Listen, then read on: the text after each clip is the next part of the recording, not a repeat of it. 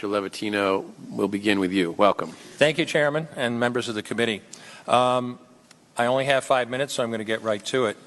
Second trimester D&E abortions performed between roughly 14 and 24 weeks of gestation. Your patient today is 17 years old. She's 22 weeks pregnant. Her baby is the length of your hand plus a couple of inches. And she's been feeling her baby kick for the last several weeks, but she's asleep on an operating room table. You walk into that operating room scrubbed and gowned, and after removing laminaria, you introduce a suction catheter into the uterus. This is a 14 French suction catheter. If she were 12 weeks pregnant or less, basically the width of your hand or smaller, you could basically do the entire procedure with this. But babies this big don't fit through catheters this size.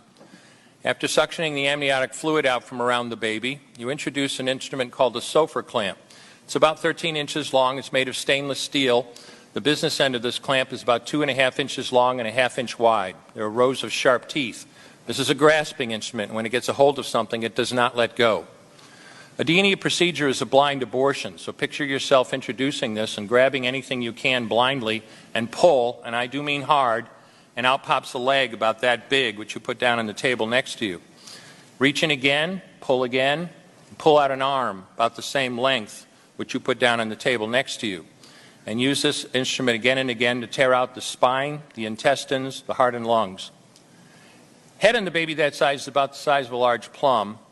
Can't see it, but you pretty good idea you've got it if you've got your instrument around something and your fingers are spread about as far as they go.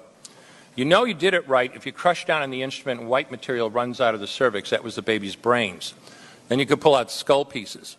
And you have a day like I had a lot of times. Sometimes a little face comes back and stares back at you. Congratulations, you just successfully performed a second trimester D&E abortion. You just affirmed her right to choose.